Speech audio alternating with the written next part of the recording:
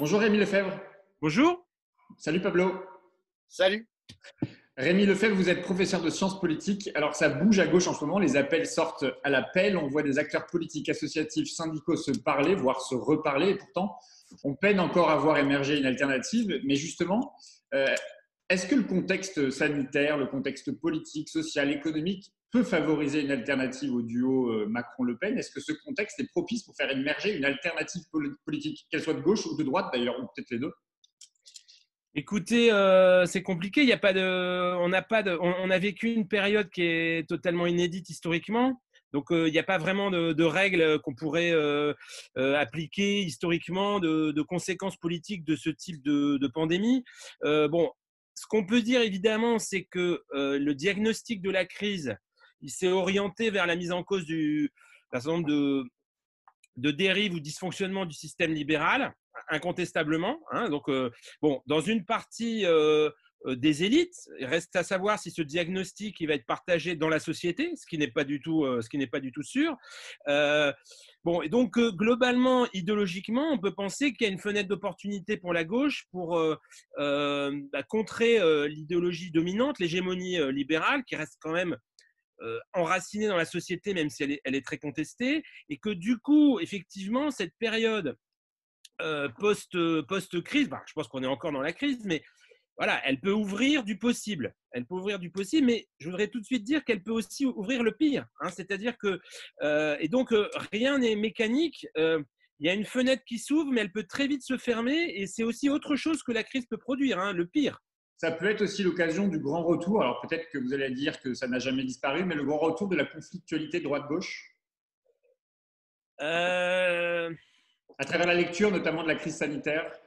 Je ne sais pas si est-ce que la crise ouvre forcément un regain, une espèce de reviviscence du clivage gauche-droite.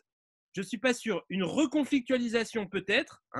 Bon, par exemple, on voit très très bien que les dirigeants ont été mis en cause, que le pouvoir a été mis en cause, et donc d'un certain point de vue, un clivage haut et bas peut ressurgir. En gros, les élites ont failli, il faut dégager les élites. On voit très très bien que ça peut être un ferment de politisation de la crise, mais pas forcément un clivage latéral gauche-droite. C'est-à-dire que concrètement, on peut penser aussi que cette crise, elle va faire le jeu des populismes, même si j'aime pas trop l'expression, et on voit en tout cas très très bien la France insoumise qui veut s'appuyer sur cette crise, ou l'extrême droite, et je ne les mets pas du tout en parallèle.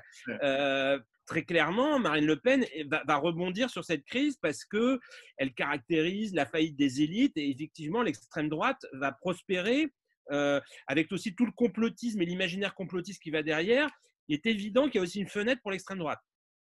Alors là, vous parlez de clivage. En ce moment, il y a pas mal d'appels et de tribunes. On pourrait dire même qu'il y en a beaucoup trop, mais enfin, ça, c'est pas à moi de juger.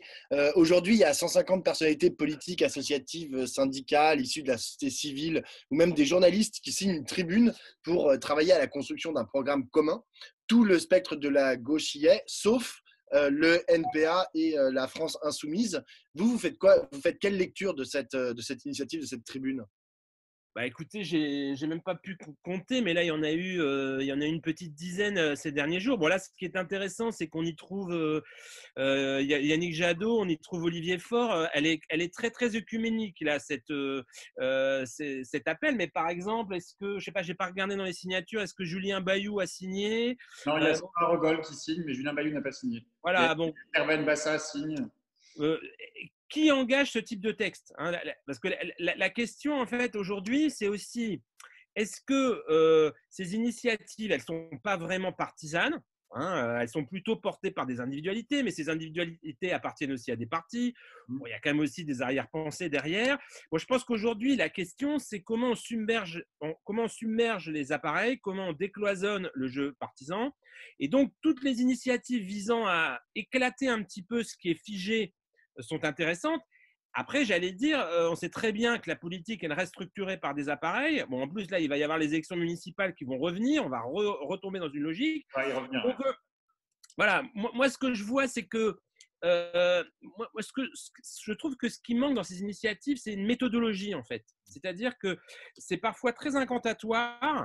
Bon, il y a tout un ensemble de mots qui sont lancés, un bloc de la transition, on fait référence à l'imaginaire de la résistance, etc. Mais moi, je pense À qu'il l'union faut de la gauche aussi ou pas? pas trop, je trouve pas trop, enfin un peu quand même, mais bon, c'est vrai que cette rhétorique-là, elle n'est pas très présente.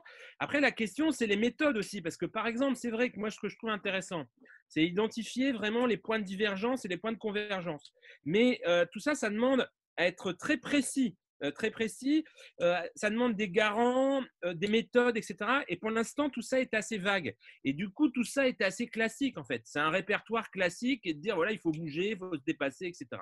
Alors, c'est intéressant que vous disiez que c'est un répertoire assez classique parce qu'on a vu émerger d'autres types de tribunes plus inédites qui rassemblent des acteurs sur la même tribune. C'est le cas notamment de l'appel au jour d'après, l'appel à plus jamais ça, comme le disent les signataires, parmi lesquels on retrouve Oxfam, Greenpeace, la CGT ou Attac. On voyait assez peu ce type d'initiative rassembler ces différentes personnalités qui représentent ces organisations. C'est révélateur pour vous d'un décloisonnement aussi entre syndicats d'un côté, partis, associations, ONG de l'autre. Ça peut être un déclencheur de quelque chose de nouveau. Alors ça, moi, j'y crois beaucoup. C'est-à-dire que ça peut être un point d'appui. Moi, je pense aujourd'hui, il y a une accélération du calendrier. C'est-à-dire que globalement, là, concrètement, je pense qu'on va être très, très vite dans la présidentielle. Dès mars prochain, c'est les régionales. Les régionales vont être une espèce de répétition générale avant la présidentielle. Donc concrètement, je pense qu'il y a un certain nombre d'acteurs de la société civile qui se disent c'est maintenant qu'il faut agir parce qu'après, il sera trop tard. Après, les appareils politiques seront dans leur silo et dans leur tunnel. Et donc, je pense qu'il y a une prise de conscience chez les acteurs de la société civile que si de toute façon la pression n'est pas externe, ne vient pas aussi de l'extérieur des appareils, rien ne va se passer. Et effectivement, là, évidemment, tout ça a été accéléré par la pandémie. Je pense aussi concrètement qu'il y a plein de gens qui sont restés chez eux, qui ont réfléchi, qui ont pris langue les uns avec les autres. Et donc, c'est aussi un effet, à mon avis, du confinement. Cette espèce de… Le temps politique s'arrête, on se met à réfléchir et puis on se dit, bah ouais, ça va aller très très vite maintenant, les échéances, il faut agir. Est-ce que c'est pas aussi une réponse un peu plus à gauche aux initiatives de Laurent Berger de la CFDT et de Nicolas Hulot, qui ont fait pas mal de trucs ensemble et eux, ils ont l'air d'aller encore plus vite? Alors ça, je ne sais pas, je ne suis pas assez dans les coulisses pour le savoir, mais oui, enfin, en tout cas, c'est clair que c'est que tout le monde se positionne. Bon, on voit très bien aussi que Nicolas Hulot, lui aussi, il prône un dépassement, mais qui n'est pas le même, qui est plutôt ce qu'il appelle la coalition climat. Bon, donc il y a plein de formules qui circulent et c'est vrai que bon, voilà, les choses, cette ébullition, elle est liée, à mon avis, à l'accélération du calendrier, en fait. Voilà, en tout cas, c'est ce que je pense. En tout cas, visiblement, ce qui se joue, et notamment à gauche, c'est quand même une bataille de leadership entre insoumis, sans doute, d'un côté et écologistes de l'autre. Pour vous, le contexte, ce qu'on lit des uns et des autres, les invectives, ça vous paraît être deux familles irréconciliables ou est-ce que leur rassemblement vous paraît possible, envisageable? Écoutez, C'est vraiment dans cette bataille de leadership, d'abord sur la question du leadership. alors évidemment, la question du leadership, il faut pas se raconter d'histoire. Elle est très largement sous-jacente et elle structure un peu toutes ces questions-là. De toute façon, c'est terrible, mais on est dans un système présidentialiste. Donc, il y a la question du quoi, la question du programme, mais la question de l'incarnation, voilà, elle est évidemment omniprésente. Et il y a aussi des questions d'hégémonie à gauche. Il est évident que depuis les dernières élections européennes, les écologistes estiment avoir pris l'ascendant. Là, aux élections municipales en milieu urbain, ils ont fait plutôt des bons scores. Et la France insoumise n'a absolument pas renoncé, quant à elle, à la volonté d'incarner le changement. Et là, on a très, très bien vu ces derniers jours dans l'attitude de Jean-Luc Mélenchon qu'il est candidat à la prochaine élection présidentielle. C'est absolument évident. Il n'y a pas l'ombre d'un doute. Il a changé un petit peu de méthode. Il est moins conflictuel. Il veut apparaître comme plus respectable par rapport à la crise. Bon, voilà. Donc, ce qui est clair, Alors, pour Nicolas Hulot, c'est plus pour Yannick Jadot, c'est plus compliqué parce qu'il y a Nicolas Hulot et puis il y a effectivement lui, il est quand même plus, il est moins reconnu par son organisation. Voilà.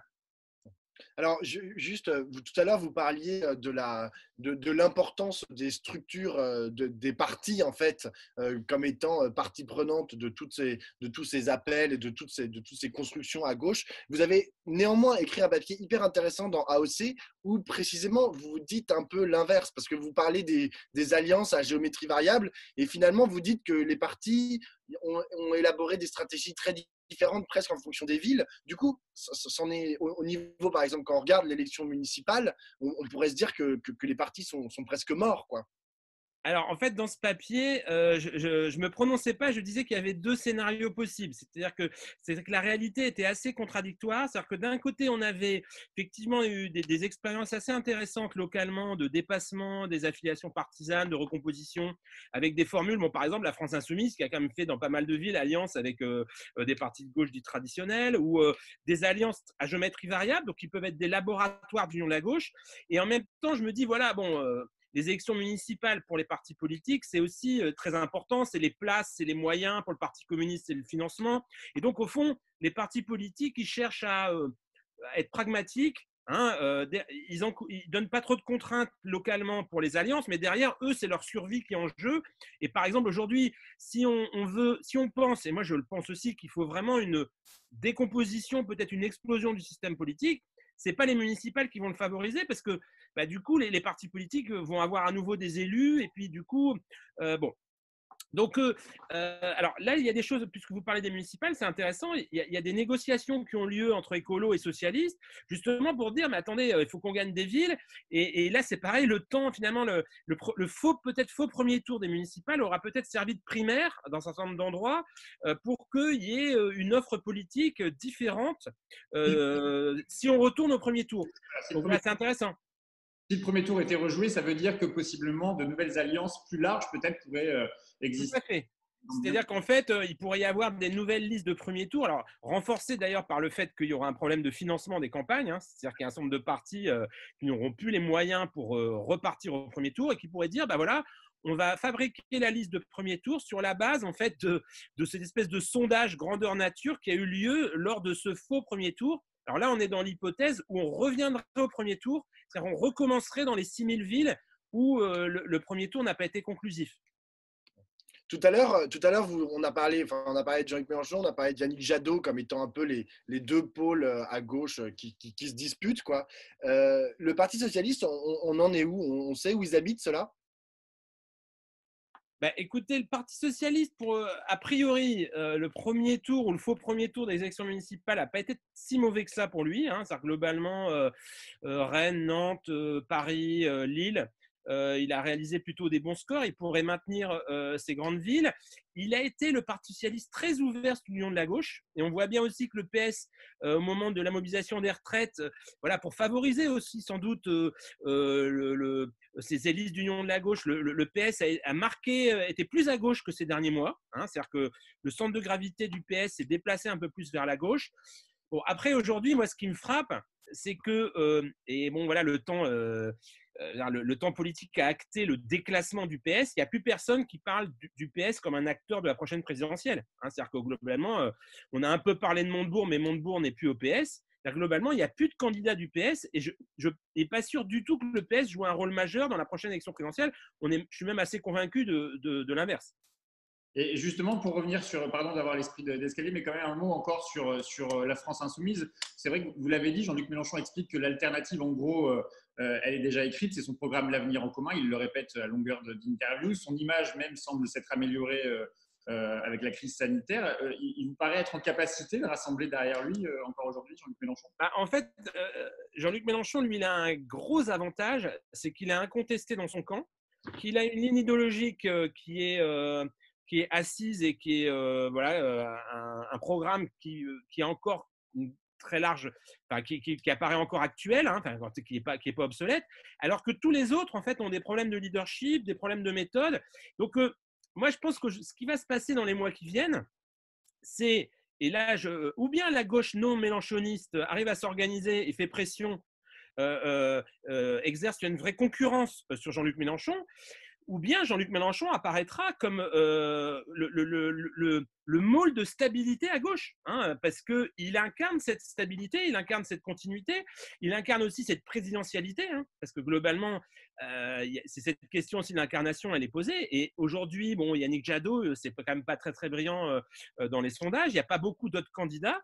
Et donc, bon voilà, donc il a quand même aujourd'hui, Jean-Luc Mélenchon, sa carrière, c'est toujours… c'est un yo-yo, hein, c'est-à-dire qu'il rebondit tout le temps, c'est un peu un phénix. Là, je pense qu'il peut, il peut rebondir parce qu'il a quand même beaucoup d'atouts dans son jeu. J'ai une dernière question, Rémi Lefebvre. Justement, avec la crise, on a aussi beaucoup entendu, à droite comme à gauche d'ailleurs, revenir des mots comme souveraineté, indépendance, protectionnisme.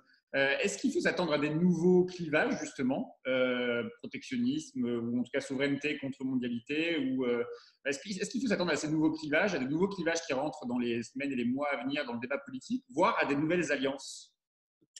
Peut-être, on a beaucoup parlé du retour de l'État. Je me médite cette expression parce que l'État paru et il y a Christian Laval qui va sortir un très bon bouquin où il montre que le néolibéralisme, c'est l'État aussi, hein, il y a un État néolibéral. Je pense qu'il y a un débat intéressant sur le libre-échange, peut-être, sur le commerce international. Hein, même si là, j'ai vu une interview dans Le Monde d'un commissaire européen au commerce qui dit que l'Europe va rien changer. Je pense que cette question-là du tourisme, la question des échanges internationaux, la question de la relocalisation de la production, je suis sûr que cette question-là, c'est mon pari, va faire souche dans le champ politique parce qu'il y a autour de cette relocalisation et du coup la contestation du libre-échangisme, il peut y avoir une politisation de cette question à mon avis. Alors, est-ce que ça va être un clivage qui va matricer le jeu politique? N'allons peut-être pas jusque-là, mais je pense que ça peut être un élément de la reconfiguration idéologique à gauche. Vous ne voyez pas l'union des souverainistes? On n'est pas… Être pour la relocalisation ou pour la fin du libre-échange, c'est pas forcément être souverainiste. Hein. Bon, donc je vois plutôt l'idée que cette idée puisse être récupérée par des non-souverainistes. C'est-à-dire plutôt une dissémination de cette idée-là au-delà du patrimoine idéologique du souverainisme, j'allais dire. Genre au MEDEF, par exemple. Ils en ont parlé. Hein. Triangulé par plein de gens, c'est sûr. Merci beaucoup, Rémi Lefebvre. À bientôt. À bientôt.